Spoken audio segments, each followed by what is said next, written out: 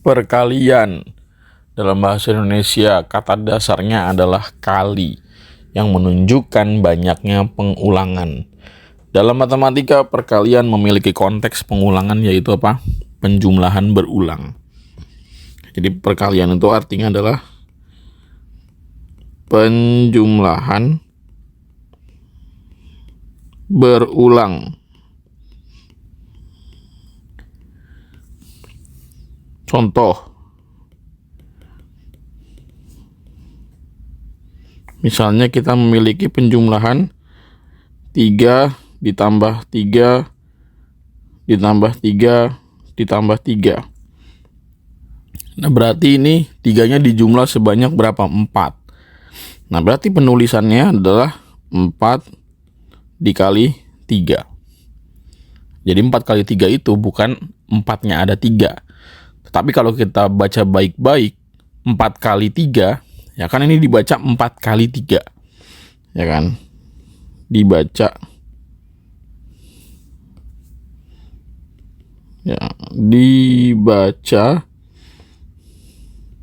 4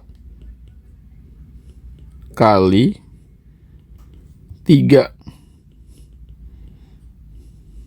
Nah, 4 kali 3, nah, artinya ada 4 kali 3. Jadi 3-nya ada 4 kali gitu. Jadi dijumlah sebanyak 4. Maka penulisannya 4 kali 3, bukan 3 kali 4. Ya. Dalam kehidupan sehari-hari pun juga begitu.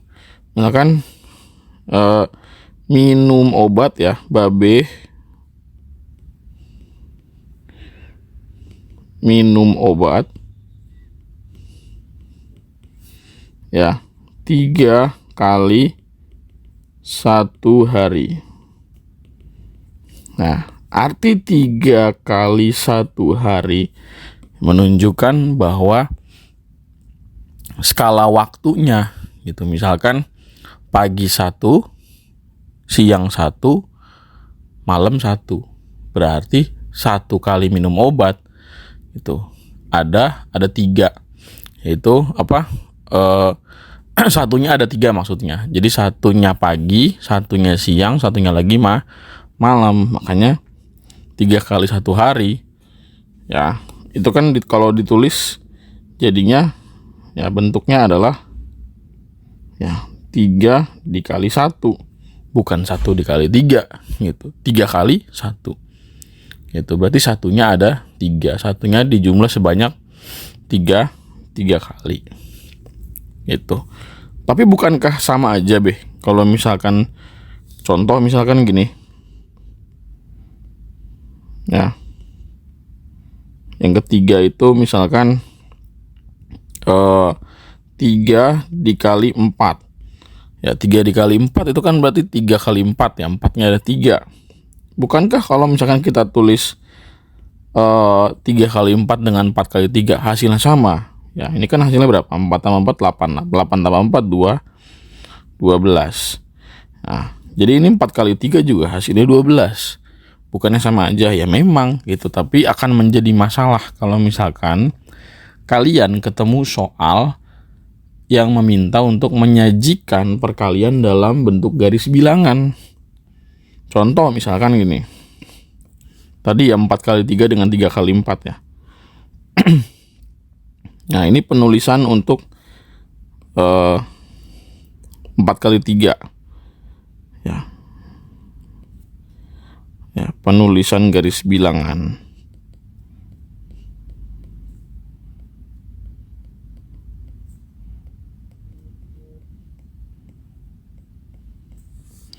Ya, ini 0 1 2 3 4 5. Ya, panjang bener ini ya. 4 kali 2 deh biar nggak terlalu panjang ya. 5 6 7 8 9 ya. Penulisan garis bilangan dari 4 kali 2. Nah, dimulai dari 0. Nah, Kemudian 4 kali 2 berarti kan penjumlahan 2 sebanyak 4. Berarti lu diminta untuk melangkah. Ya sekali melangkah itu sebanyak 2. Berapa kali? 4 kali. Gitu. Berarti nih 1, 2, 3, 4. Itu. Nah, berakhir di sini. Ya, ini hasilnya.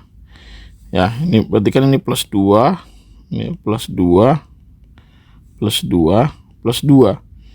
Nah, akan menjadi masalah kalau misalkan ini kita anggap sama seperti ini kita anggap sebagai 4 kali 2 itu berarti penjumlahannya 4 sebanyak 2 kali. Itu akan salah. Karena kalau misalkan kita menulis ya ini 0, 1, 2, 3, 4, 5, 6, 7, 8, 9. Nah, kita mulai dari 0. Nah, kalau misalkan kita setiap melangkahnya 4, ya, itu berarti penulisan dari 2 dikali 4. Ya, 2 kali 4 berarti kita lompat sejauh 4 sebanyak 2 gitu. Berarti 1, 2 gitu. Toh hasilnya sama-sama 8 memang. Tapi kalau misalkan kalian disajikan soal dalam bentuk garis bilangan ini dan pilihan ganda, ya kalau kalian pilih ini untuk 4 kali 2 maka kalian akan salah gitu. Nah, kemudian perkalian itu banyak cara penulisannya. Ya, penulisan simbol perkalian. Ya, penulisan simbol perkalian itu ada 3 yang mau gua kasih tahu di video ini. Pertama, itu dengan tanda silang.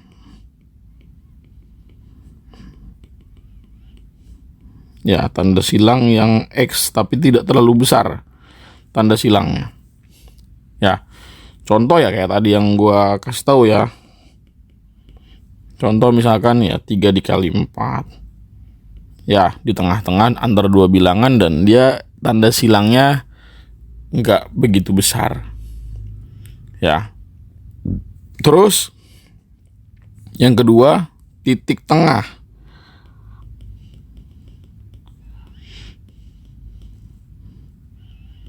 Titik tengah. Nggak terlalu besar juga titiknya. Ya. Contoh misalnya 3 dikali 4 dah gini doang. Ya, jadi 3.4 itu berarti 3 kali 4. Hasilnya 12. Ini juga 12. Ya. Nah, biasanya ini dipakai pada aljabar eksponen. Ya, untuk menghindari kekeliruan antara X dengan tanda kali gitu. Bedanya di mana? Nah, supaya lebih jelas bedanya maka digunakanlah tanda titik tengah. Gitu. Misalnya gini. Contoh lagi ya ini ya, misalkan 2x kuadrat dikali dengan x pangkat 5. Nah, ini ya biasanya ditulis seperti ini, titik tengah. Karena kalau misalkan kita tulis seperti ini, banyak yang keliru. Maka supaya nggak keliru dalam aljabar, ditulislah dalam bentuk titik tengah aja. Nah, kemudian tanpa simbol. Ya. Tanpa simbol atau secara implisit. Contoh, ini biasanya digunakan dalam aljabar, yaitu misalkan 3x. Ya, 3x itu menandakan bahwa dia berarti 3 dikali dengan x. Gitu, atau 3.x atau 3 dikali x. Gitu. Atau bisa juga dalam bentuk 2 dalam kurung ya 3 tambah 4. Nah, ini berarti 2 dikali dengan yang ada di kurung, yaitu 3 tambah 4. Gitu ya. Selanjutnya tinggal diselesaikan aja menurut skala prioritasnya. Nah, ini kan di dalam kurung masih bisa dijumlahin, maka jumlahin dulu. Itu baru dikali dengan 2. Kalau emang kita mau menggunakan distributif bisa aja jadi 2 dikali 3 ditambah dengan 2 dikali 4, tapi itu nanti gitu ya. Tapi yang jelas inilah cara menuliskan perkalian ya, ada 3 yaitu ini. Nah, perkalian ya, bagaimana cara menyelesaikan metode perkalian? Yang paling umum itu adalah metode bersusun. Perkalian bersusun.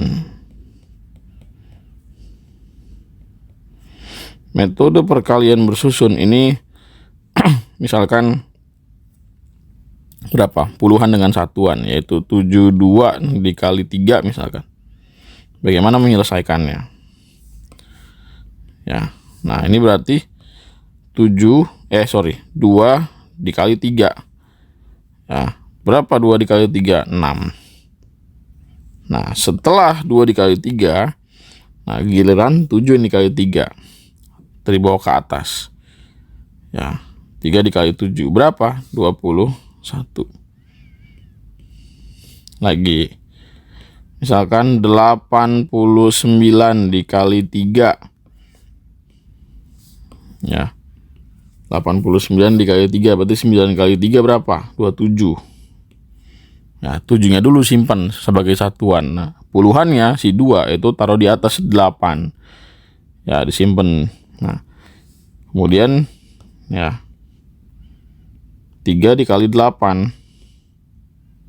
Berapa 3 dikali 8? 24. 24 nanti ditambah dengan berapa? Ditambah dengan 2 ini. Berapa 24 tambah 2? 26. Itu. Terus misalkan ratusan ya, 123 dikali 12. Ya. Berarti ini 3 dikali 2 itu 6. Lalu kemudian 2 dikali 2 itu 4. Nah, kemudian 2 dikali 1 berarti 2. Nah, kemudian ini kan udah nih. Nah, digitin di depannya. 1 kali 3 berapa? 3. Tapi simpennya di sini. Di bawah 4.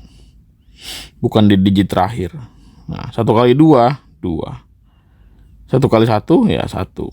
Berarti kalau misalkan dijumlah, nah, dijumlah hasilnya adalah 6, 7, 4, 1. Terus kalau misalkan kita diketemukan dengan kasus perkalian misalnya gini, 1200 dikali dengan misalkan 6000. Apakah kita harus menyusunnya ya dengan perkalian bersusun? Ya nggak perlu sebenarnya. Dia susun misalkan 1200 dikali 6000 ke bawah gitu, nggak perlu lah gitu ya. Nah, yang kita perlukan hanyalah apa? Cukup menyimpan saja nolnya yang ada. Ya, 1200 berarti kita simpan nolnya 2. 6000 berarti simpan nolnya 3. Ya, kita kalikan saja 12 dikali 6 gitu. 12 dikali 6 berapa? 12 dikali 6. Ya, 2 dikali 6 itu 12, simpan 1, 6 dikali 1 6 tambah 1 7. Ya udah. Kita punya angka 72 gitu ya. Tinggal nolnya tambahan di belakang ada berapa? 1 2 3 4 5. Ya udah berarti 1 2 3 4 5. Berarti berapa nih? 7.200.000 gitu. Kenapa kok bisa kayak gitu disimpan-simpan? Ya bisa. Ya itu akan bisa dibuktikan nanti dengan konsep bilangan berpangkat atau eksponen, tapi itu nanti dulu. Oke. Ya sekian ya tentang perkalian dan tips-tipsnya. Ya cara-cara menyelesaikannya ya, yaitu dengan metode bersusun yang paling mudah. Gue harap kalian di sini yang belum lancar bisa diperlancar perkaliannya, karena ini adalah sebuah kunci dari berhitung. Ya, oke. Semoga bisa dipahami.